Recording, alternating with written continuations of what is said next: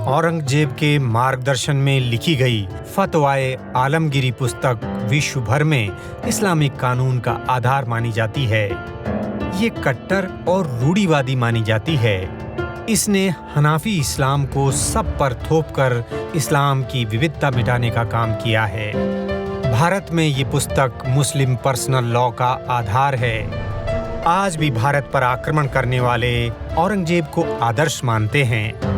पाकिस्तान बनाने वाले तथा अन्य इस्लामिक देशों के विद्वान भारत की भूमि पर इस्लामिक साम्राज्य बनाने के लिए औरंगजेब की प्रशंसा करते हैं। प्रगतिशील विद्वान भी औरंगजेब की प्रशंसा करते हैं, जिसने 46 लाख हिंदुओं को मारा और करोड़ों को मुसलमान बनाया। उसका विश्व के गैर मुस्लिम कैसे सम्मान करेंगे? उसने सबसे अधिक संख्या में हिंदू राजाओं को मनसबदार बनाकर अधीन किया। साधारण समझ ही बता देगी कि ये उसकी उदारता नहीं, विस्तारवाद था। वह सभी शासकों की तरह उच्च पदों पर भारतीय मुसलमानों के बजाय विदेशी मुसलमानों को प्राथमिकता देता था। सभी दिल्ली सुल्तानों की तरह उसने भी भारत की संपत्ति तुर्की या मक्का मदीना भेजी। ये संपत्ति हिंदू मंदिरों या घरों से छीनी गई थी। हिंदुओं को जीने के लिए कर देना पड़ता था, जबकि मुसलमान बन जाने पर मुफ्त में भत्ता मिलता था।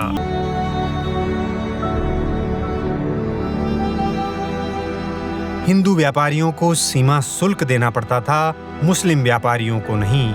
इस्लाम अपनाने पर नई नौकरी मिलती थी, कानूनगो की नौकरी मिलती थी, पदोन्नति मिलती थी, अपराधी छूट जाते थे। मुसलमान बनाने के लिए हिंदुओं को गुलाम बनाया जाता था।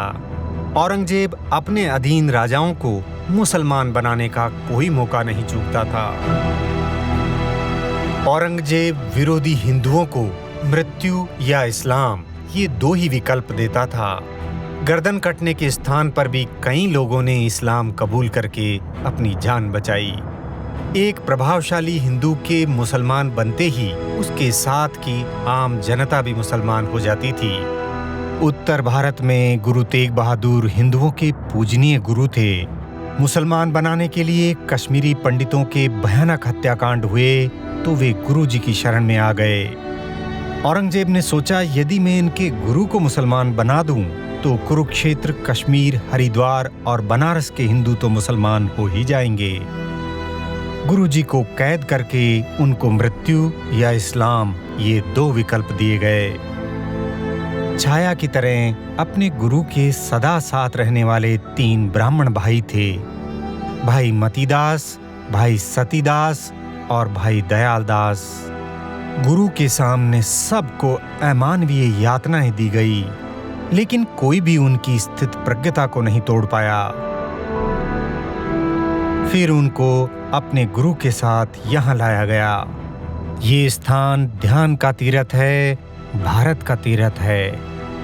11 नवंबर 1675 का दिन था। उस दिन की घटना को हिस्ट्री की छोटी मोटी घटना मानकर जब राष्ट्र भुला देता है, तो फिर नवंबर 1984 होता है और फिर 1992 में कश्मीर के पंडितों की रक्षा में कोई गुरु तेग बहादुर नहीं होते। जब तेग बहादुर नहीं होते तो जनमानस के चित्त में बल नहीं होता और तब टूटते हैं राष्ट्र। आज उन्हें क्षेत्रीय सिख धर्मगुरु बताया जाता है। उस समय वे हिंद की चादर थे। उनकी दृष्टि बहुत विशाल थी। वेद, उपनिषद, तर्कशास्त्र, षड्दर्शन, रामायण, गीता और महाभारत की शिक्षा पाई थी। वे अकाल पुरख को अनुभव कर सके थे।